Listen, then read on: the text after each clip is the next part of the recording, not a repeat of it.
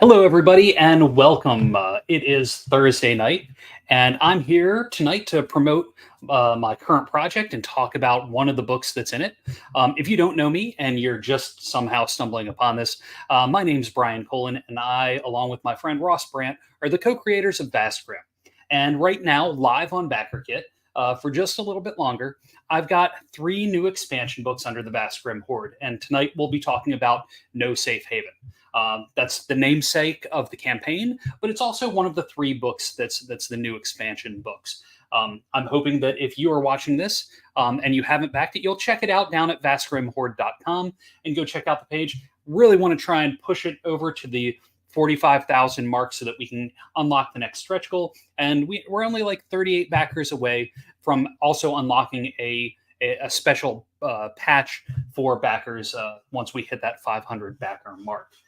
That being said, I want to talk about No Safe Haven. So, in the video, I held up one of these prototype books that's just kind of like the white sample of what the pages will be looking like. Now, right now, I'm using this as a notebook, but it was easy to go in and mock up in the background and put the cover on it. I don't actually have a real physical copy of the book, even though it has been this out of the three, this one's been completely written, completely edited by Walt, and it is pretty much ready to hit send to the printer. I haven't backed it yet. Do it now. Yes, thank you, Charles. Patches, of course, John. All of the patches. And I also thought maybe I'd share on screen, like just scroll through some of the book at certain points.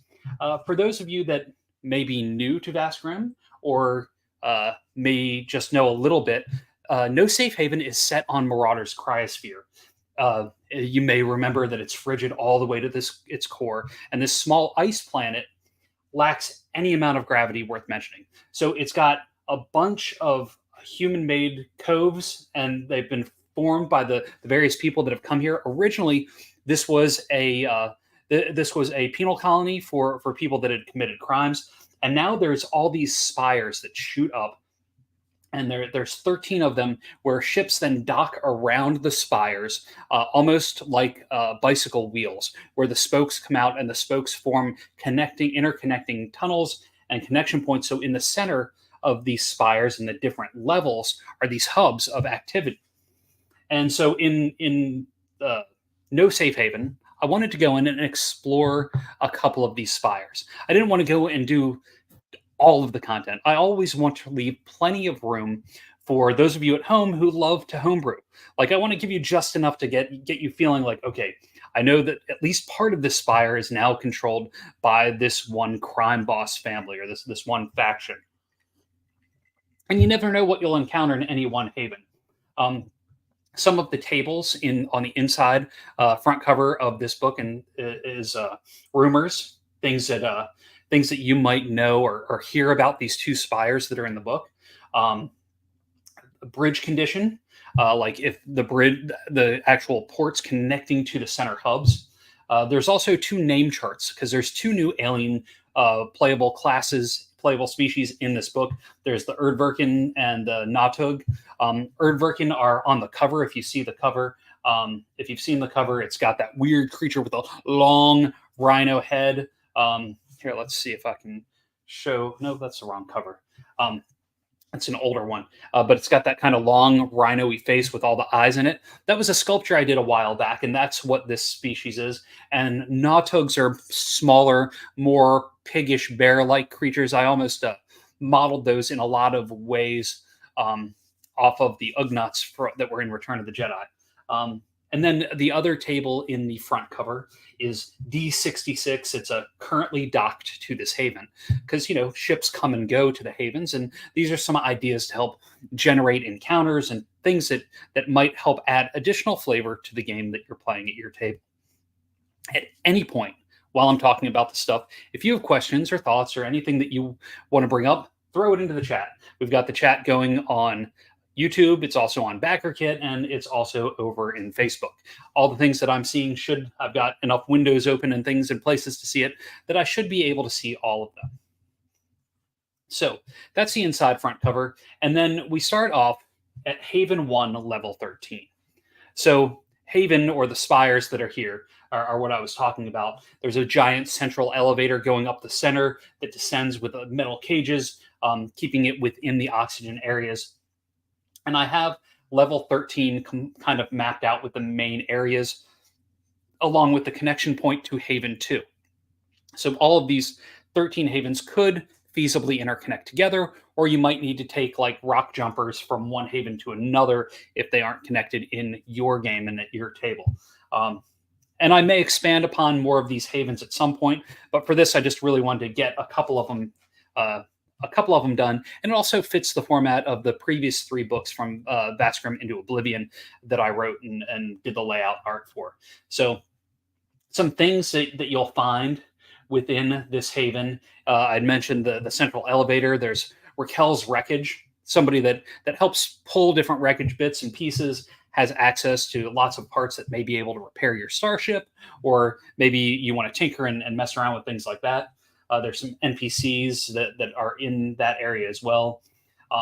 There's Saline Salzerite Swill, because if you have an area that's like a hub where people come to kind of get away or take a break, or they need to come to Marauder's Cryosphere for a little bit before going on to their next spot, there's going to be things that are going to be entertainment, food, libation, all that sort of stuff. So Saline's Salzerite Swill is a place, somebody that sells the swill to folks, and it's got an archaic looking laboratory, so they're actually brewing the stuff there. It's been a while since I wrote this one, and my brain kind of leaks out as I'm working on the other adventures. There's also the Smokestick Shack, and it has a random table about what today's smoked meat is. There's the dock authority for the people that determine who's allowed to come and dock on this on Haven 1. There's NPCs there. There's Felix's Fix-All for somebody that does a lot of repair work. There's also a postal area to be able to deliver packages between the different havens of Marauder's Cryosphere, and talks about costs and how things work to be able to get things from one place to another. There's Crazy Phil's Pharma Locker. There's Trevor's Tonics and Balms. There's Bow Baby, which is another restaurant. There's a service shower, and there's Finding Emo, parts and repair for bots and the like. And then we get into the Nautug Engineer, which is one of the playable species classes. Because of the simplicity of the Morkborg system, I didn't want to complicate things by making species and then separate class, because it's all too easily intertwined. So instead, I'm creating a specific species class that you could really pull the elements of the engineer and work into other classes, especially as you leveled up or things like that. But this is specifically some of the things that they've experienced, especially with coming to this part of the verse from another place. Because you and your fellow Nautugs made it out of your galaxy before it imploded. The experiment was a success, but you stumbled through the Helmuth only to find your starship completely failing. Half of the massive vessel was sliced off as the wormhole closed behind you. Luckily, what remained crashed into Marauder's Cryosphere, and you found a new home, or at least a place to stay until you can find a way somewhere better. So that kind of gives you an idea of the Nautug engineers and the people that species that are currently on Marauder's Cryosphere, and you roll them up just like any other playable class. We've also got things like Felix storage and the mailroom storage, and there's different sections of that and things that are in there. Lots of random tables to help kind of make that more fun and exciting. There's the Chronicle, and there's the Vac Shack, a security checkpoint. There's a place that has these giant snails that they rent out for scrubbing the hulls of starships. So there's all sorts of things that really fill this out. But then one of the biggest parts and one of the more like in-depth and detailed maps is Gozer Corp. So those creatures, the Erdverken that I mentioned earlier in the stream, the ones that are on the cover of the book that kind of look like those long snouted rhinos with multiple eyes. The leader of that group is his name's Gozer. Okay, if you are fans of the Ghostbusters series. And this is the corporation that he's built, buying, selling You have a Nurok worm infection. Yes, yes, indeed. Um, so this corp has the whole layout. It's got some NPCs. It's got uh, things, leads, and hooks that can work to try and add some additional flavor while you're here on this haven. It's also got a couple more NPCs that adds a flavor. There's some betting that can take place, and it talks about the odds of on. There's this one guy that makes places bets on when the next torment is going to occur. So there's that if you're working torments into your game pretty regularly. And then there's all these different rooms that are within Gozer Corp, and you get a feel for what their business really is and how they're interacting with other people across the verse. There's some additional tributes. There's actually the Gozer as the NPC, and then there's also another player species class, the Erdverk Explorers. And it talks about a little bit about how they came. Does Gozer, whoops, something in the way. Does Gozer have a weakness to beam weaponry? He should, but let's see. No, nothing written. But if I were you and I was putting Gozer at your table, I would definitely do that. And then we've got some other creatures like Gozer's Enforcers, which are there's a couple different variations on that. If you liked, like in the core book, if you liked the Space Raiders, how I've broken it up with 4 styles of Space Raider, it's very similar to the Gozer Enforcers with the Brute, the Historian, the Lab Tech, and the Neuromantic. And then we dive into Haven 2 level 1. And Haven 2 is where I got even quirkier, zanier with it, because this is the one where it was like the prison first. This one's the one all the way down on the bottom of the ground, or as close to the ground as things can be at this point, with how the planet has continued to change, and the temperatures have gotten colder and even more of an ice planet. But this has been converted into a mix of housing and bodegas, and also in the center are the pit rings. So I decided to introduce wrestling into this, only because I like to throw all the little bits and pieces that have made up my childhood into the Vast Grimm universe and just keep adding to it. And so I thought it was fun to add wrestling into it. There is in the page spreads that are on the Backerkit page, you can see the one wrestler class that's in here.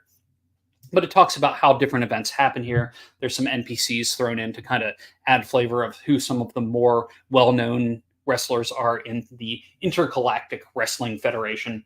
And then there's all sorts of other stuff kind of building out the rooms down here. So I have it so that there are assorted cells that have been converted into rooms. And instead of labeling out what each one is, you can roll those randomly, just so that as players may wander into one or encounter people that are in them, you can roll that and find the things that actually happen in that individual cell that's been converted. As I mentioned, the cryosphered wrestler is the class of wrestler that if your players want to play one of those. And along with those, some nods to some classic wrestlers. I've got Georgia the Animal instead of George the Animal Steel. I've got some things, some definite nods to some of the wrestling. And because they've been so close down to the base of that planet, there have been mutations that have occurred to the people that are there. And so there's a D20 table of different mutations that people may have had, and then also the radiation from the radiation that was originally there. And if legionnaires are down there for too long, they may get some mutations as well. So there's all that and toughness tests to try and make sure you do not get any mutations. There's lots of strange, goofy, bizarre ones, as most of my writing has been. So that's what I have so far, and we're booking through these sections as I'm talking about them. Do you have questions about any of them so far before I move on to Haven 2 Level 3? And for anybody that's watching, thanks for tuning in tonight. I do appreciate it. Hopefully this will get some more people into the Backerkit and get more people pledging with us. Do I have that window open still? Let's see. Window. Yep, Yeah, we need some more backers to jump in and join us on this quest.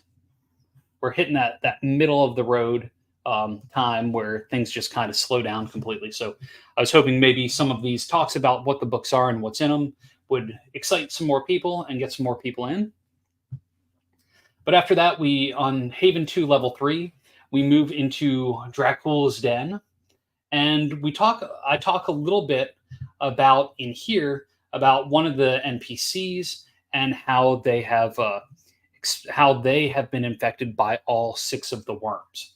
So talk a bit about how that has come to be, and what happens once you've gotten past being infected by all 6 worms.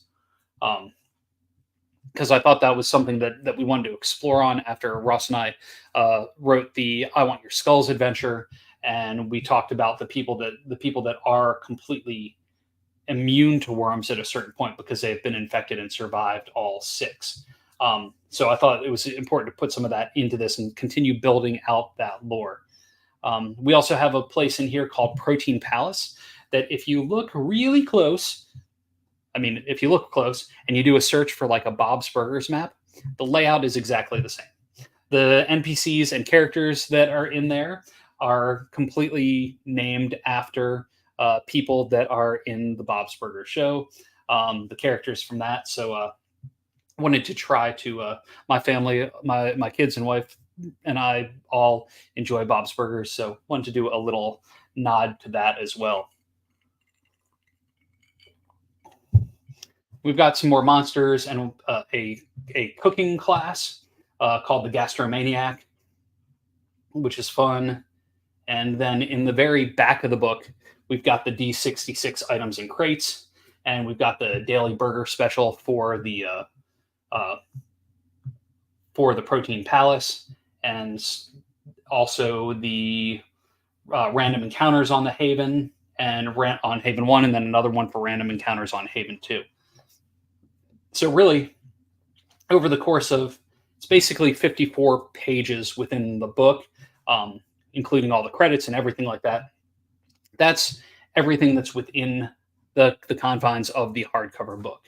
It's a lot of content. It's this one in particular is not necessarily an adventure, but it has the elements to help build out the lore and the setting and allow you to have lots of adventures within that. Charles, those critical lore pieces will make a bigger backbone for people to get creative with it. Love it. Awesome. Thank you. Yes, and tables. There are tables everywhere. So that's what the meat of this book is. And I think it's really fun to add additional options for the players. It also really helps to kind of build out some idea of what Marauder's Cryosphere is like. Oh, shoot. I didn't realize I still had going live soon on here. That is silly. Hang on just 1 second as I turn that off. Hide. And I also spilled some drink on the... Hang on just 1 second. We're having technical difficulties. I need to turn my keyboard off and just dry that off real quick. I don't want my keyboard to be soaking wet. Okay, there we go. So, and back to the comments. Does anybody have any questions about No Safe Haven or anything else with the campaign at all? Happy to talk about all of it. Drink down, no. Yes, that's what happens. I'm clumsy. So I usually have things that have lids on them. Even my coffee cup these days have lids around my computer. I think it was the fresh mint in my drink from our garden that did it. Totally threw me off, having those sprigs. And then I'll probably do more in this series. I'll probably go through the other books as well to talk about those at some point very soon. Hey, Walt, if you were a worm, what type would you be, and what historical figure would you infect? I mean, it's kind of hard not to say that you would infect Hitler, just hoping that the worm would grow inside of you and get so big that it explodes and, just completely destroys them, as opposed to like turning them into one of the Grimm. So, but I would have to go with the Turgis only because that was the first one that I sculpted, and that the Turgis has a special place in my heart because of that. Was cryosphere described as a low gravity somewhere before this? I missed that detail. I don't remember. Um, Hang on. Let me consult the library. Whoa, I'm back. Let's see. Because my memory is terrible. Marauders cryosphere. Small ice planet. Lacks any amount of gravity worth mentioning. So yes, in the core book, it actually says it in the very first sentence about Marauders cryosphere. I tried to build off of the base description and then add to that. So, same question back to the audience. If you were a worm, what type would you be and what historical figure would you infect?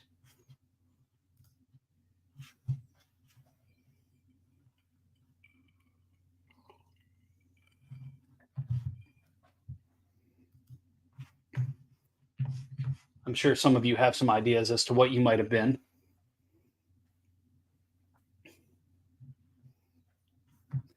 And then I'll probably, oh snap, going to have to roll that back on my Legionnaires. You don't have to have that. You can just leave it however you're playing it now. That doesn't have to be canon in your game at all. You can have it be like regular size gravity.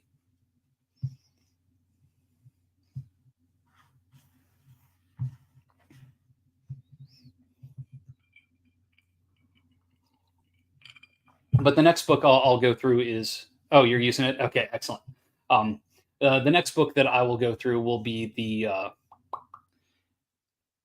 brain fart. It'll be the Grim Outlook book because I finished up the last interior spread yesterday, and today I started working on the inside, front, and back covers. So once those are done, that will all be sent to Walton for the editing on that. Even though like 2/3 of that has already been edited, it'll be time to jump on to finishing out the Hell barges, uh, the Hell Trap barges, which should be fun as well. So maybe Thursday next week I'll do the same thing where we talk about the uh, the Grim Outlook book.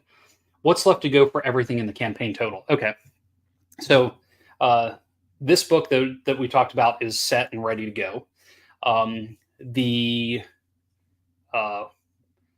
There's just the inside, front, and back tables that need to be done for the Grim Outlook book, and so about a third of that still needs to be edited because Walton had edited the first 2/3 that's going to be used as the campaign games at Gen Con.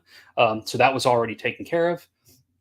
Then the Hell Barges trap is about a third of the way done. So I need to do about 2/3 left of that writing, but I'm also laying them out as I go. So once I get the feedback and edits back from Walton, I go back and re-edit those in layout and then do it again and do it again. And then those are ready to go. So the transition period of that's pretty fast. And then the Skeleton Crew is in its second round of edits now, as far as the writing goes, and that just needs to be laid out. So that's pretty far along as well. My goal is really to try and have all of it, and all the patches are all designed too. So all of the things that are physically getting made, not including guest stretch goals and things like that, my goal is to try and have all of that done by the time the money comes in from Backerkit. So like with how many days do we have left? I think we've got like 18 days left. Oh, 15 days left. Boy, it goes fast. 2 weeks and another 2 weeks. So really thinking about a month from now, I'm hoping to have all the things pretty much ready to go to the printer once the money hits the bank, because I want to get these books out to everybody and I want to keep making all the stuff.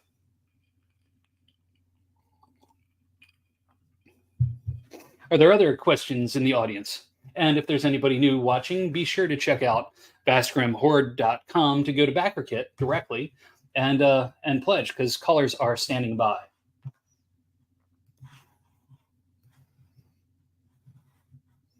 We've got no comments in Facebook. Facebook, I don't know if it's just quiet, if I dropped things in, if I need to post them somewhere else.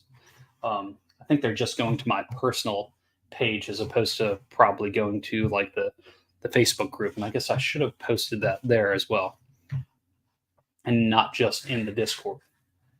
There's so many places to post things. And then trying to think. So I'll go through now and let's take a look at what some of the NPCs are. Well, I'm waiting to see if there are any questions at all. We've got Bobby 13, Bob 13, or Bobby B0BB13. They're the proprietor of Protein Palace. There's L0U1S3, which is a quick-witted and mischievous bot. There's Linda, who works the front of the house at Protein Palace. The Gastromaniac class. There's the Pete, who is a big hulking emo bot who works the door at Dracula's Den. There's Dr. Dracul Gossamer.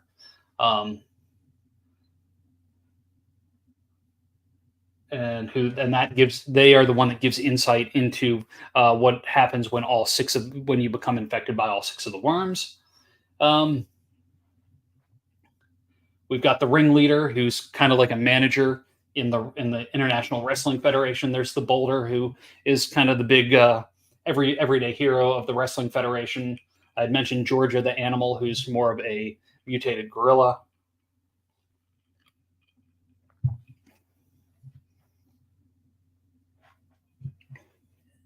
And Gozer, and then a couple other smaller NPCs a little further up.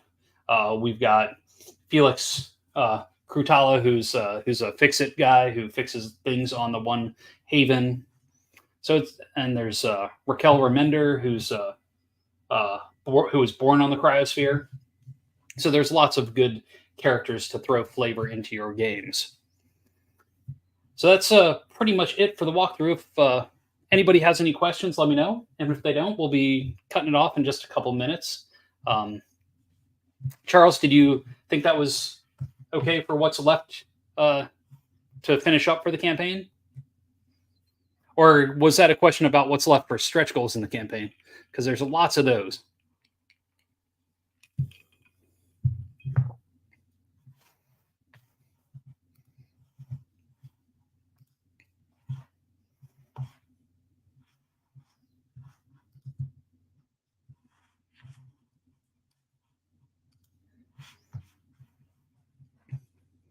Sounds great. I didn't mean the content yet. Okay, excellent. Very good. Well, for everybody that's tuned in tonight, thank you very much for jumping in and hanging out. Since these books are, they're pretty concise for the 50-some pages that they are. It's pretty quick to be able to go through and talk through what the content is. Plug the new community table building Discord. Yes, over in Discord, which you can get to through the Backerkit page. Scroll down to the where is it? The team? No. Oh, if you just below the team under contact, jump into my personal Discord, and we've started creating a section for community built tables for lots of resources when people are running their games.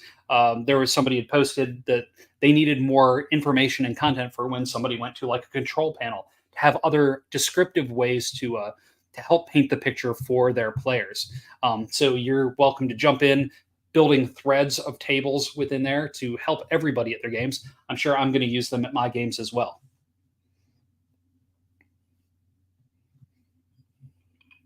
Good call, Charles, on that. Thank you for that.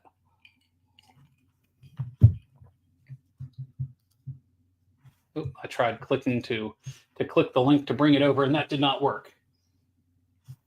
Okay. It is fun for all ages. Well, for most ages. Well, if there's no other comments or questions today, I will be back again next week, and I'm going to be having, I do believe I'll be chatting with some other people and having some additional videos over the next 2 weeks as we continue to roll through this campaign. And please, if you haven't backed the project yet, do it now. Now is the best time. If you can, share it with friends and try and get more people on board for this. And thank you, Charles, and thanks everybody for watching. And I will see you all next time. Bye.